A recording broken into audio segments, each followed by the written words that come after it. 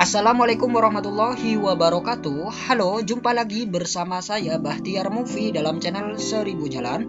Baik teman-teman, pada video kali ini kami akan memberikan informasi lanjutan, yaitu informasi terbaru terkait pendaftaran seleksi CPNS maupun P3K tahun 2021, terutama dalam pengisian biodata. Nah, jadi nanti setelah teman-teman membuat akun di sscsnbkn.go.id, maka selanjutnya teman-teman yaitu mengisi biodata. Nah, jadi ada beberapa biodata yang wajib teman-teman isi. Langkah pertama, teman-teman masuk kembali ke portal sscsnbkn.go.id, kemudian teman-teman masukkan NIK dan juga password yang sudah dibuat tadi. Kemudian teman-teman masuk. Kemudian akan tampil seperti ini teman-teman, yaitu pengisian biodata. Silahkan lengkapi isian biodata dengan benar. Perhatian, pastikan Anda mengakhiri pendaftaran di tahapan terakhir atau resume agar berkas Anda dapat diverifikasi oleh instansi. Anda tidak diperkenankan mengubah data setelah mengakhiri pendaftaran. Perhitungan usia pada saat melamar dihitung pada waktu Anda mengakhiri pendaftaran. Kemudian ini adalah beberapa biodata yang wajib teman-teman isi. Yang wajib teman-teman isi ini adalah yang kotak merah. Kita lihat yang pertama, nama sesuai ijazah tanpa gelar. Nah, ini sudah otomatis terisi teman-teman sesuai dengan pendaftaran akun di awal. Kemudian selanjutnya yaitu gelar depan ijazah. Nah, di sini teman-teman wajib mengisinya. Jika tidak memiliki gelar depan, maka teman-teman isi dengan tanda strip. Kemudian selanjutnya yaitu tempat lahir ijazah. Nah, ini juga otomatis teman-teman tidak perlu mengisi. Tanggal lahir ijazah juga otomatis tidak perlu mengisi. Kemudian email juga otomatis teman-teman otomatis terisi karena teman-teman sudah menuliskannya di awal pada saat membuat akun. Kemudian jenis kelamin ini juga otomatis teman-teman. Kemudian jenis disabilitas. Nah, di sini teman-teman wajib memilih. Nah, apabila teman-teman mendaftar formasi umum, maka teman-teman pilih non disabilitas. Nah, teman-teman pilih yang non disabilitas. Kemudian selanjutnya yaitu nama inputan pembuatan akun. Nah, ini juga otomatis terisi teman-teman. Kemudian selanjutnya yaitu gelar belakang ijazah. Nah, teman-teman tinggal isikan saja gelar belakang yang dimiliki, misalkan SPD dan lain sebagainya. Kemudian selanjutnya yaitu tempat lahir KTP. Nah, ini juga otomatis. Kemudian tanggal lahir KTP juga otomatis. Kemudian alamat KTP. Nah, teman-teman tinggal isikan saja alamat sesuai KTP. Kemudian selanjutnya yaitu sedang mengikuti program beasiswa. Nah, ini tidak wajib teman-teman, tidak wajib diisi. Kemudian selanjutnya yaitu link video. Nah, ini adalah untuk pelamar penyandang disabilitas. Kemudian selanjutnya yaitu silahkan lengkapi data Anda. Yang pertama yaitu alamat domisili, termasuk kelurahan dan kecamatan, maksimum 100 karakter. Nah, teman-teman isikan saja alamat domisili, kelurahan, dan kecamatan. Kemudian selanjutnya yaitu provinsi domisili Anda saat ini. Nah, teman-teman tinggal pilih saja provinsi domisili saat ini. Kemudian kabupaten atau kota domisili Anda saat ini. Nah, teman-teman tinggal pilih saja kabupaten atau kota domisili saat ini.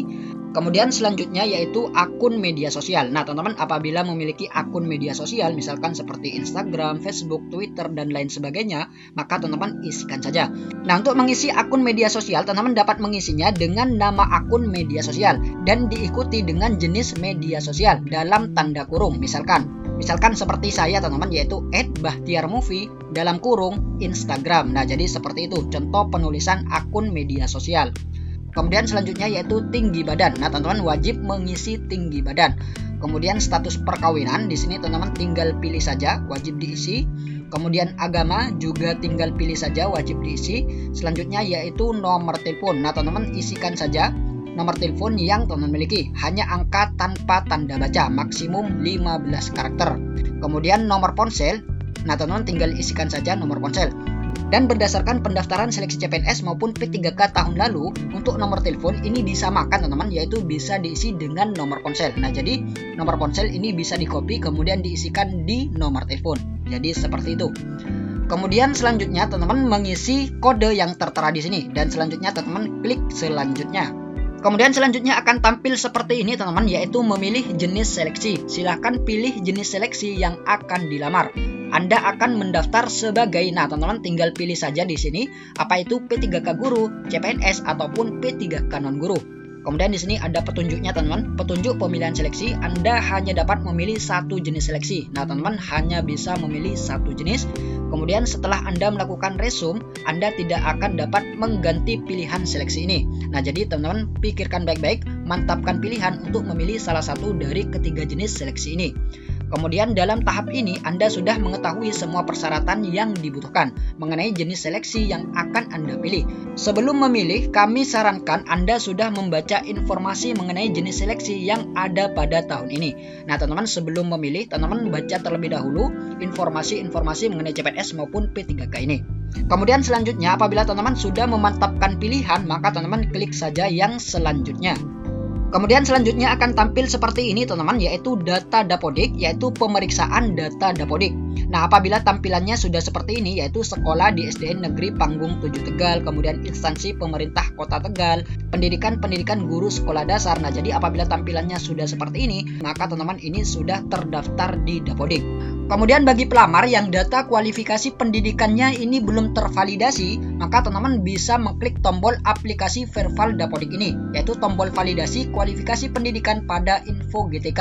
Nah, jadi ini bagi pelamar yang data kualifikasi pendidikannya ini belum tervalidasi teman-teman, maka teman-teman bisa klik saja yang aplikasi Verval Dapodik ini. Kemudian selanjutnya teman-teman akan melakukan Verval. Kemudian selanjutnya bagi pelamar yang termasuk dalam kategori THK2, maka teman-teman mengisikan nomor registrasi ataupun nomor peserta X THK2. Nah, teman-teman tinggal isi saja, kemudian teman-teman klik yang cek.